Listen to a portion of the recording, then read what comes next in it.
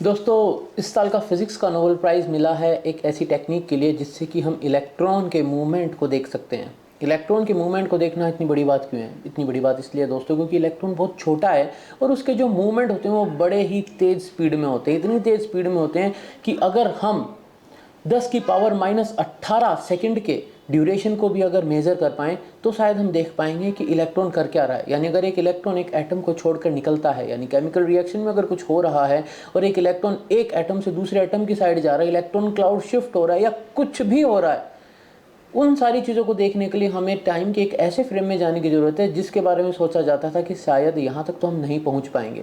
एक ऐसा समय था जहाँ पर फिजिक्स के अंदर ये मान लिया गया था कि 10⁻⁻15 सेकंड सबसे छोटा ड्यूरेशन है समय का जिसको हम मेज़र कर सकते हैं। लेकिन इस बात को झुठला दिया गया। तभी तो इस साल का नोबेल प्राइज़ उन 3 महान हस्तियों को मिला है जिनने यह प्रूव कर दिया कि समय को 10⁻⁸ सेकंड की रेंज में भी मेज़र किया जा सकता है। लेकिन क्या सीधा मेज़र कर सकते हैं? क्योंकि हमारी जो इलेक्ट्रॉनिक्स है उसमें तो अभी इतनी ताकत नहीं है कि वो 10⁻⁸ सेकंड तक की इन्फॉर्मेशन को प्रोसेस कर सके। तो क्या जादू घटित कर दिया उन लोगों ने? ऐसा क्या जादू किया फिजिक्स के अंदर कि वह यह कर पाए कि समय को 10⁻⁸ सेकंड के टुकड़ों में तोड़ दिया? दोस्तों, मैं हूं तुम्हारा mentor friend Manish Purohit, I'm a former scientist और आज हम फिजिक्स के नोबेल प्राइज़ की बात करने वाले हैं। सामने हमें यह जो फोटो दिख रही है, यहाँ पर 2 इलेक्ट्रॉन है जो आपस में बात कर रहे हैं। लेकिन कुछ समय पहले तक 2 इलेक्ट्रॉन्स आपस में क्या बात कर रहे हैं, उनका क्या इंटरेक्शन है, उन सब को समझना और जानना बहुत मुश्किल था। एक एटम या मॉलिक्यूल की बात करें तो वो भारी होता है, उसका जो मूवमेंट है वो फेम्टोसेकंड्स की रेंज में होता है। यानी एक को डिवाइड कर दिया जाए 10⁻15 से, यानी 10⁻⁻15 सेकंड का जो ड्यूरेशन है बहुत छोटा ड्यूरेशन है, लेकिन उस ड्यूरेशन तक पहुंचना मुश्किल नहीं था। वहां तक फिजिक्स पहुंच चुकी थी और ये माना जा रहा था कि भाई हम एटम और मॉलिक्यूल के मूवमेंट को देख सकते हैं। यानी केमिकल रिएक्शंस में किस तरीके से एक पर्टिकुलर एटम एक कंपाउंड को छोड़ के दूसरे कंपाउंड की साइड जा रहा है, ये चीज़ ऑब्जर्व करी जा सकती है। वर्नर हेजनबर्ग साहब ने तो ये भी कह दिया था कि भैया अगर आपको क्वांटम फिनोमिनास को देखना है तो शायद आप जो ये मूवमेंट को, पोजीशन को, वेलोसिटीज़ को आप ऑब्जर्व करना चाहते हो बहुत मुश्किल है। कोई ऐसी चीज़ उठाओ, कोई ऐसा पैरामीटर उठाओ जिसको आप मेज़र कर सकें, जिसको आप ऑब्जर्व कर सकें, जिसको आप एवरेज आउट कर सकें। लेकिन उनने क्या सोचा था कि ऐसा भी समय आएगा फिजिक्स की दुनिया में जहाँ पर हम यह अचीव कर पाएंगे कि हम एटो सेकंड्स में पहुँच जाएंगे। एटो सेकंड्स यानी 10⁻⁻18 सेकंड। लेकिन ये एटो सेकंड्स कितनी छोटी होती हैं? लेकिन उससे पहली बात ये आती है कि हमें एटो सेकंड्स में जानने की क्यों जरूरत पड़ी। तो देखो भाई, हमारे पास एक हमिंग बर्ड है और यह हमिंग बर्ड जो है यह आराम से यहाँ पर रस पी रहा है इस फूल का। लेकिन इसके जो पंख हैं वो इतने तेज फड़फड़ा रहे हैं कि मेरी आंखों के लिए इन पंखों के मूवमेंट को देख पाना मुश्किल है। मुझे सब कुछ ब्लरी दिख रहा है, मुझे पर्टिकुलर स्पेसिफिक मूवमेंट नहीं दिख रहा, लेकिन मुझे एक ब्लर्ड मूवमेंट दिख रहा है जहाँ पे पंख फड़फड़ाए जा रहे हैं। यानी ये जो कैमरा है, जिस कैमरे से यह वीडियो रिकॉर्ड किया गया है, उस कैमरे की भी ये लिमिटेशन है कि वो इस पर्टिकुलर इन्फॉर्मेशन को ऐसे ही कैप्चर कर पाया। कुछ ऐसा ही आज तक हो रहा था जब हम इलेक्ट्रॉन की बात कर रहे थे। जब हम इलेक्ट्रॉन के मूवमेंट को देखना चाह रहे थे तो हमें वो कुछ ऐसे ही दिख रहा था जहाँ पर सब कुछ ब्लरी था। हम पिक्चर परफेक्ट यह नहीं देख पाते थे कि इलेक्ट्रॉन कैसे मूव कर रहा है।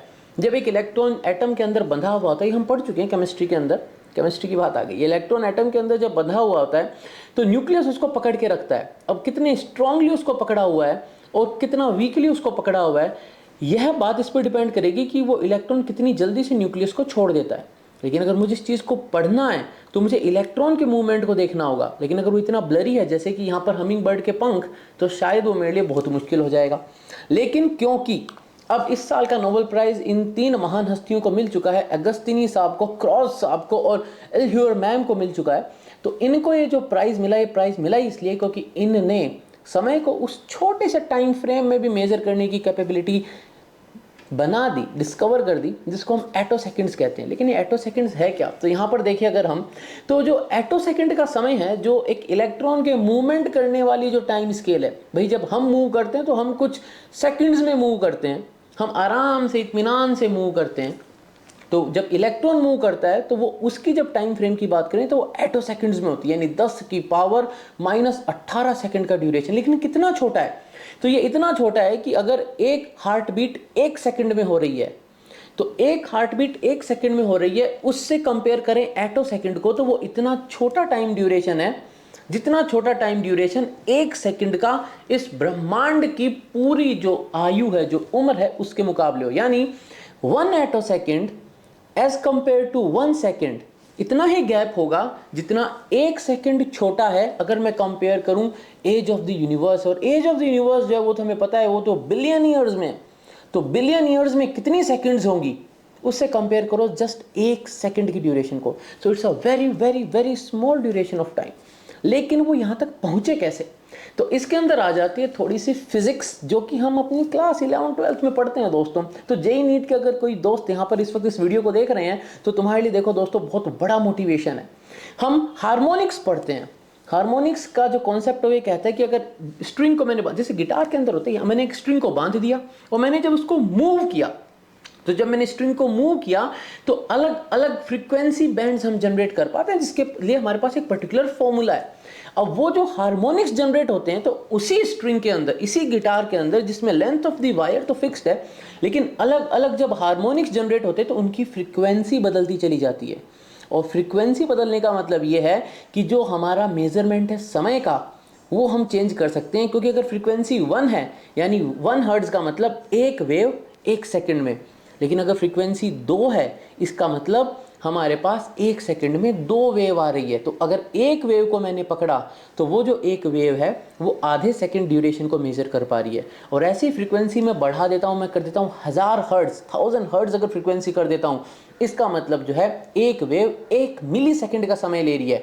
तो अगर मैं ऐसे बढ़ाता चला जाऊं और मैं बात करता हूं लेज़र की दुनिया की, और लेज़र अगर मैं यूज़ करता हूं, मैं विजिबल रेंज में लेज़र यूज़ करता हूं, तो मुझे जो फ्रीक्वेंसी मिल रही थी उससे जो मैं टाइम ड्यूरेशन मेजर कर पा रहा था वो फेम्टो सेकंड्स तक पहुंच रहा था। अब प्रॉब्लम ये थी कि उस फेम्टो सेकंड्स के टाइम ड्यूरेशन को मैं एटो सेकंड्स तक कैसे कर पाऊंगा। तो वहां पर हार्मोनिक्स ने हेल्प करी। लेकिन कैसे?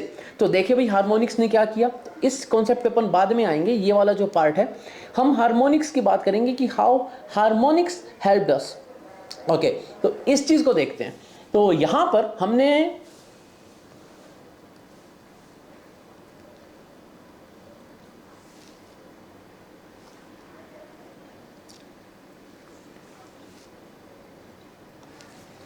तो अब हार्मोनिक्स की बात करते हैं। तो अगर मैं इस पर्टिकुलर इमेज को देखूं तो यहां पर मुझे समझ में आएगा कि हार्मोनिक्स हम जनरेट कैसे कर पाए। तो देखो होता क्या है,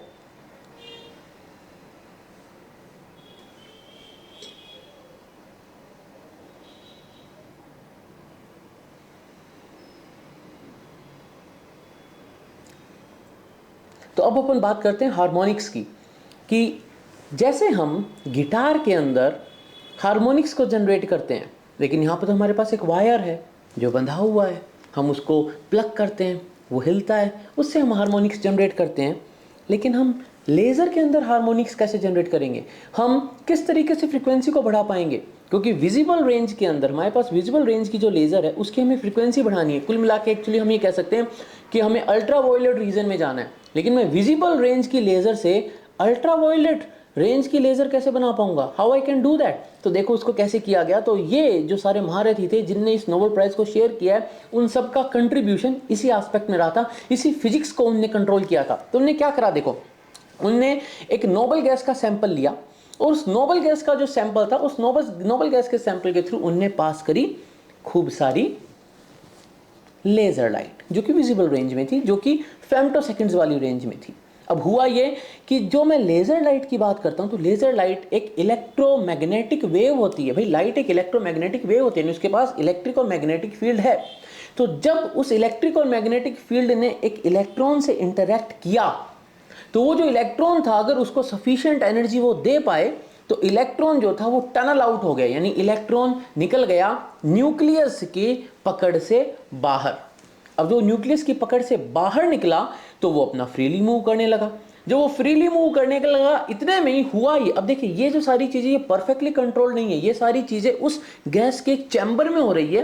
वो अपन देखेंगे उसका स्कीमेटिक अगले वाले स्लाइड में, अपन वो भी देखेंगे कि कैसे करा उन्होंने। यहाँ पर अपन थोड़ा सा कॉन्सेप्ट समझ रहे हैं। तो अब वो जो वेव आ रही है, तो जब उस वेव की नेगेटिव साइकिल थी, जिस नेगेटिव साइकिल ने इलेक्ट्रॉन को फ्री कर दिया, अगर उसी वेव की पॉजिटिव साइकिल आई और वो इलेक्ट्रॉन उस पॉजिटिव साइकिल से टकरा गया, तो यहां पर वो वेव उस इलेक्ट्रॉन को स्लो डाउन कर देगी, थोड़ा सा उसको धीरे कर देगी, उसकी एनर्जी को ब्रिंग डाउन करेगी। जैसी एनर्जी ब्रिंग डाउन होगी तो वो इलेक्ट्रॉन हो सकता है कि वापस जो न्यूक्लियस है उसकी पकड़ में आ जाए।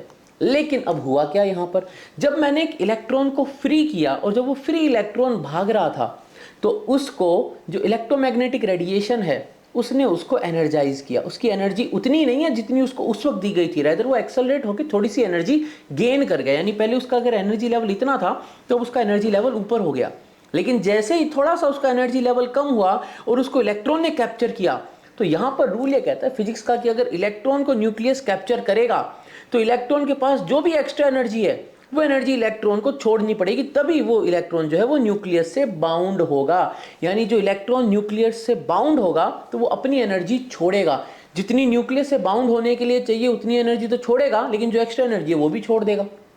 यानी यहां पर हमने उस इलेक्ट्रॉन को कुछ एक्स्ट्रा एनर्जी दी और उस एक्स्ट्रा एनर्जी को हमने बहुत ही इंटेलिजेंटली वापस निकाल लिया और हमें यहाँ मिल गए हार्मोनिक। तो वो यहाँ पर दिखाया हुआ है। तो जब ये इलेक्ट्रॉन वापस न्यूक्लियस कैप्चर करता है तो उस वक्त ये एनर्जी रिलीज करता है, लेकिन ये जो एनर्जी है ये एनर्जी जितनी यहाँ पर एब्जॉर्ब करी थी उससे ज़्यादा है। क्यों? क्योंकि यहाँ से एब्जॉर्ब होकर इस पॉइंट तक आने में इलेक्ट्रॉन ने बाहर जो लेज़र चल रहा है उस लेज़र से और एनर्जी एब्जॉर्ब कर ली। लेकिन ये सारा किया कैसे गया? How they did that? तो उसके लिए इस स्कीमेटिक को देखते हैं। तो हम उन्होंने क्या करा, लेज़र लाइट ली और लेज़र लाइट को स्प्लिट कर दिया दो बीम्स में। एक बीम इधर जा रही, अपन ये देखेंगे ऐसा टेढ़ा मेढ़ा रास्ता क्यों करा उनने, और एक बीम इधर जा रही है। जो बीम इधर जा रही है उसको फिर उनने एक नोबल गैस के चैम्बर से पास किया। ये जो नोबल गैस का चैम्बर है, इस नोबल गैस के चैम्बर में ये वाला फिनोमेना हो रहा था जहां पर नोबल गैस के चारों तरफ जो इलेक्ट्रॉन है उस इलेक्ट्रॉन को एनर्जी देकर फ्री कर दिया गया न्यूक्लियस से। फिर न्यूक्लियस ने जब वापस उस इलेक्ट्रॉन को अपने पास खींचा तो जो एक्स्ट्रा एनर्जी थी वो उसने रिलीज कर दी। ये अपन कैसे देख सकते हैं? तो अपन जब स्ट्रक्चर ऑफ एटम पढ़ते हैं ना, बोर मॉडल पढ़ते हैं अपन, जब जो अपनी मॉडर्न फिजिक्स में भी आता है, क्लास 12th में, क्लास 11th में केमिस्ट्री में भी आता है, तो वहां पे अपन देखते हैं ना कि N1 से N2, N2 से N3 हम जब ऊपर जाते हैं तो हम एनर्जी एब्जॉर्ब करते हैं और फिर अगर N3 से वापस N1 पे आएंगे तो हम वो एनर्जी रिलीज कर देंगे। लेकिन वहां पर उतनी ही एनर्जी रिलीज करेंगे जितनी एनर्जी हमने गेन करी थी ऊपर जाने में। यहां पर एक कैच क्या था, हमने ऊपर जाने में जितनी एनर्जी गेन करी वो एनर्जी तो हमारे पास अभी भी है, लेकिन क्योंकि इलेक्ट्रॉन अभी फ्रीली मूव कर रहा था और इसका इंटरेक्शन जो था अभी लेजर के साथ हो रहा था, तो लेजर ने इसको थोड़ी एनर्जी और दे दी। तो इसने अपनी एनर्जी जो इसके पास थी वो तो इसके पास अभी भी है, लेकिन इसके पास थोड़ी एनर्जी और आ गई। लेकिन जब ये अब वापस नीचे आएगा तो ये वो गैप वाली एनर्जी तो छोड़ेगा, साथ में वो जो एक्स्ट्रा एनर्जी वो भी साथ में निकलेगी।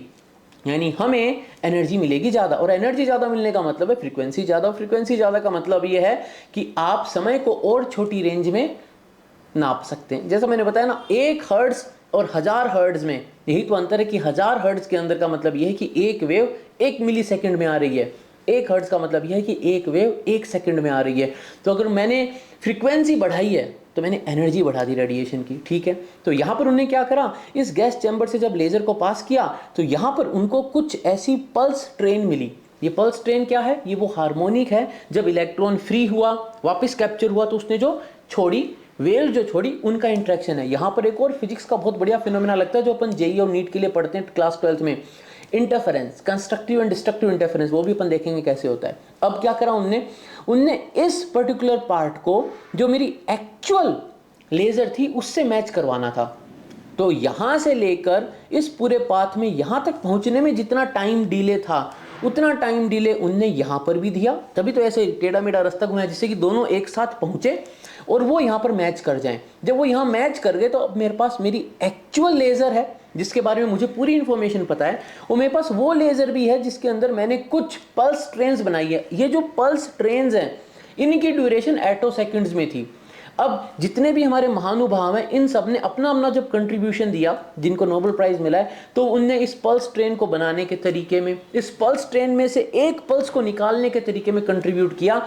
और जब हम एटो सेकंड्स के अंदर की वेव पल्स बना सकते हैं तो वो वेव पल्स इतनी छोटी होती है कि जब वो किसी मैटर से जाकर स्ट्राइक करेगी तो वो उसके अंदर के घूमने वाले इलेक्ट्रॉन्स को हमारे लिए विजिबल कर देगी। लेकिन अब सवाल ये आता है कि ये पल्स ट्रेन बनती कैसे है। तो अब यहाँ देखो, तो जब मैंने लेज़र लाइट मेरे उस नोबल गैस के चैम्बर से गैस चैम्बर से पास करी तो मुझे अल्ट्रावायलेट ओवरटोन मिली। देखना लिखा हुआ है अल्ट्रावायलेट ओवरटोन मिली। क्यों मिली अल्ट्रावायलेट ओवरटोन?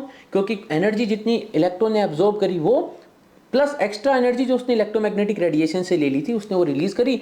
तो ऑलरेडी मेरे पास कुछ एनर्जी है, एनर्जी और एक्स्ट्रा आई, फ्रीक्वेंसी बढ़ी, तो हम वॉयलेट से अगर आगे जाएंगे तो अल्ट्रावायलेट आएगा। लेकिन अब यहां पर नेचर का फिनोमेना है, जब खूब सारी वेव्स एक साथ चल रही होती हैं तो या तो दोनों परफेक्टली अलाइन होंगी या दोनों मिसमैच होंगी। जब परफेक्टली मैच होंगी उसको हम कहते हैं कंस्ट्रक्टिव इंटरफेरेंस, है ना, जब path difference equals to n lambda होता है। और जब वो मिसमैच कर जाती हैं तो होता है डिस्ट्रक्टिव इंटरफेरेंस, जब पाथ डिफरेंस जो होता है वो होता है 2n-1 λ/2। तो अब यहां पर कभी कंस्ट्रक्टिव इंटरफेरेंस होगा, कभी डिस्ट्रक्टिव इंटरफेरेंस होगा, और उसके चलते मुझे एक ऐसी पल्स की ट्रेन मिलेगी। ये जो पल्स ट्रेन है इसकी फ्रीक्वेंसी अब है अल्ट्रावायलेट रीजन में, और अल्ट्रावायलेट रीजन में अगर फ्रीक्वेंसी गई तो इसका जो टाइम स्केल है वो आ जाएगा एटोसेकेंड्स में। और यही एटोसेकेंड्स की जो वेव पल्स है वो यहाँ पर हमें मिली। और इस पूरे प्रोसेस को करने के बाद हम ये कह सकते हैं कि वो जो एटोसेकेंड्स की वेव पल्स हमें मिली है, अगर हम उसको देखेंगे तो हम इस उड़ते हुए हमिंग बर्ड के ये जो पंख है जिनका हमें ये ब्लरी मोशन मिल रहा है, जिस तरीके से एक लेंस की हम शटर स्पीड को कंट्रोल कर कर ये इमेजेस भी परफेक्टली ले पाते हैं। जैसे बहुत बार अपन देखते हैं परफेक्ट इमेज आ जाती है जब हम हाई स्पीड शूट करते हैं, जहां पर फ्रेम्स जो हम कैप्चर कर रहे हैं पर सेकंड उसको बढ़ा देते हैं। कितना बढ़ा दें? मान लो ये जो बर्ड है ये 1 मिनट में 60 बार अपने विंग्स फ्लैप कर रहा है, और अगर मेरी शटर स्पीड भी 1 सेकंड में 60 बार की है तो मैं इसके एक एक मूवमेंट को कैप्चर कर पाऊंगा। यानी फ्रीक्वेंसी कितनी हो गई? फ्रीक्वेंसी हो गई 1/60 वाली बात होगी ना भाई। 60 1 सेकंड में आ रही है तो एक वेव का टाइम पीरियड कितना हो गया? मैं कह रहा हूं 60 कैप्चर 1 सेकंड में, या फिर एक कैप्चर 1 सेकंड में। तो वही बात यहां कर दी हमने। जब हमने एटो सेकंड्स के अंदर इसको करा तो एटो सेकंड्स के अंदर का मतलब ये हो गया कि 10 की पावर -18 सेकंड में मान लो एक वेव आ रही है, तो यानी 1 सेकंड में कितनी वेव आएगी? 10 की पावर 18 वेव्स। लेकिन एग्जैक्टली एक एटो सेकंड में नहीं आए थे। एक जो थे उनने जब इसको अलग निकाला तो उनको मिली थी कुछ 450 एटो सेकंड, कोई को मिली 680 एटो सेकंड। बट देन ये जो ड्यूरेशन है ये इतना छोटा है कि यहाँ पर इलेक्ट्रॉन के मूवमेंट दिख जाते हैं। तो दोस्तों यह था एक छोटा सा informative video about the Nobel prize जो इस साल फिजिक्स में दिया गया है। अब अगला जो वीडियो होगा उसके अंदर मैं एप्लीकेशन की बात करूंगा। फिजिक्स और केमिस्ट्री के जो दोनों नोबेल प्राइज मिले हैं उनकी एप्लीकेशन क्या है, रियल लाइफ एप्लीकेशन क्या है, वो क्या काम आते हैं। And I will do one live session also on this combined दोनों के ऊपर। लेकिन उससे पहले एक इंपॉर्टेंट बात हो रहा है दोस्तों, तुमको डिस्क्रिप्शन के अंदर एक लिंक मिलेगा जहां पर एस्ट्रॉइड सर्च कैंपेन का एक लिंक है। एस्ट्रॉइड सर्च कैंपेन नासा करवाता है, और जो यंग और एनर्जेटिक और जो जिज्ञासु एस्ट्रोनॉमर्स हैं और जो आसमान को, डीप स्पेस को पढ़ना चाहते हैं, जिनका आधे से ज़्यादा ध्यान हर वक्त आसमान में क्या घटित हो रहा है उसके ऊपर रहता है कि ओरिसिस रेक्स ने क्या कर दिया, बेनू पे क्या हो रहा है, साइकी मिशन क्या कर रहा है, साइकी 16 कैसा एस्ट्रॉइड है, वहाँ पे क्या चल रहा है, क्या कहीं कोई एस्ट्रॉइड कभी भविष्य में आकर धरती से टकराने तो नहीं वाला है, या कहीं कोई ऐसा एस्ट्रॉइड तो नहीं है जो आज तक अभी तक किसी की नज़र न चढ़ा हो। इन सारी चीज़ों को अगर एक्सप्लोर करना चाहते हो तो डिस्क्रिप्शन में जो लिंक दिया वो उसे जरूर से एक्सप्लोर करना, क्योंकि ये जो स्पेस वीक चल रहा है सीसी स्पेस वीक में आई थिंक 8 या 9 तारीख से एस्ट्रॉइड सर्च कैंपेन चालू होने वाला है। तुम उसके अंदर रजिस्टर कर सकते हो, और अगर सही में तुम कोई एस्ट्रॉइड को ढूंढ निकालते हो तो वहाँ पर तुम्हें एक सर्टिफिकेट मिलेगा जो कि नासा देता है। तो दोस्तों उसको भी ज़रूर से एक्सप्लोर करना, डिस्क्रिप्शन में तुमको उसको भी लिंक मिल जाएगा। और बाकी मेरे जितने भी सोशल मीडिया के चैनल्स हैं जहाँ पर तुम अगर मुझे फॉलो करना चाहते हो तो उनके लिंक्स भी डिस्क्रिप्शन में मिल जाएंगे। So that is all from my side दोस्तों। अगर पसंद आया तो लाइक शेयर एंड सब्सक्राइब जरूर कर देना, बेल आइकन दबा देना, क्योंकि काफ़ी बच्चे बोल रहे हैं नोटिफिकेशंस नहीं आते हैं। भाई बेल आइकन दबाओगे तो नोटिफिकेशंस मिलेंगे, और कमेंट सेक्शन में जरूर बताना कैसा लगा। मिलेंगे अगली वीडियो में दोस्तों, तब तक के लिए जय हिंद।